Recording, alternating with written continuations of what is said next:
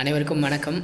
கோச்சாரத்தில் சந்திரன் நார்மலாக பார்த்திங்கன்னா நம்ம பிறந்த ராசியிலிருந்து 1, 3, 6, 7, 10, 11 இந்த இடங்களில் இருக்கும்போது கிளாக் வைஸ் நீங்கள் பிறந்த ராசியிலேருந்து கவுண்ட் பண்ணிட்டு வந்தீங்கன்னா ராசியில் இருக்கும்போது ராசியிலேருந்து 3, 6, 7, 10, 11 இருக்கும்போது நல்ல பலன்களை கொடுப்பார். ராசியில் இருக்கும்போது அதாவது 1ஆம் இடத்தில் இருக்கும்போது அவர் என்ன மாதிரியான பலன்களை கொடுப்பார் அப்படின்னு பார்த்தீங்கன்னா, நல்ல உணவு, படுக்கை வசதி, புத்தாடைகள் கிடைக்கும். 2ஆம் இடத்தில் இருக்கும்போது தன விரயம், மரியாதை குறைவு, முயற்சியில் தோல்வி, இந்த மாதிரி விஷயங்களை கொடுப்பாரு. 3ஆம் இடத்தில் இருக்கும்போது புத்தாடைகள், இன்ப சுகம், முயற்சியில் வெற்றி கிடைக்கும்.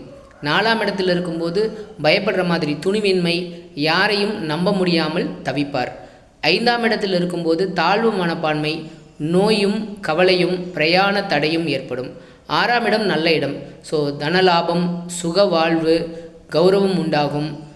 6ஆம் இடத்துக்கே உரிய நல்ல விஷயங்கள் அவருக்கு கிடைக்கும். 7ஆம் இடம் பார்த்திங்கன்னா நல்ல இடம். ஸோ 7ஆம் இடத்துலையும் பணவரவு இருக்கும், சுகமான வாழ்க்கை இருக்கும், ட்ராவலிங் பயணங்கள் போவீங்க, கௌரவம் உண்டாகும்.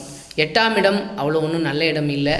அதாவது நம்ம எதிர்பார்க்காத நேரத்தில் எதிரிகளால், நோயால் பிரச்சனைகளை ஃபேஸ் பண்ணுறது அந்த மாதிரி இருக்கும். அதே சமயத்தில் பசிக்கு உணவு கிடைக்கும். 9ஆம் இடம் பார்த்திங்கன்னா யாரோ நம்மளை கண்ட்ரோல் பண்ணுற மாதிரி ஒரு ஃபீலிங் இருக்கும், ஒரு மாதிரி ஒரு பயம் இருக்கும், ரொம்ப அலைச்சல், ரொம்ப கஷ்டப்படுற மாதிரி ஒரு அமைப்பு இருக்கும். அட் த சேம் டைம் தாழ்வு மனப்பான்மை இருக்கிற மாதிரி இருக்கும், வயிற்று வலி வரும், அந்த மாதிரி ப்ராப்ளம்ஸ் இருக்கும். 10ஆம் இடத்துல முயற்சிகள் வெற்றி அடையும். உங்களுக்கு கீழே வேலை பார்க்குறவங்க நீங்கள் சொல்கிறத கேட்டு நடந்துப்பாங்க, வேலையாட்கள் கீழ்ப்படிதல் இருக்கும். 11ஆம் இடம் மனமகிழ்ச்சி உண்டாகும், நண்பர்களோட சந்தோஷமாக இருப்பீங்க, நண்பர்களை சந்திப்பீங்க. 12ஆம் இடம் தன விரயம், கர்வம் உண்டாகும், அந்த கர்வத்தினால அழிவு உண்டாகும். இதெல்லாம் கோச்சார சந்திரன் ராசியில் எந்தெந்த வீடுகளில் இருக்கும்போது என்னென்ன பலன்களை கொடுப்பார் அப்படிங்கிறதுக்கான விளக்கம். அனைவருக்கும் நன்றி. தேங்க்யூ.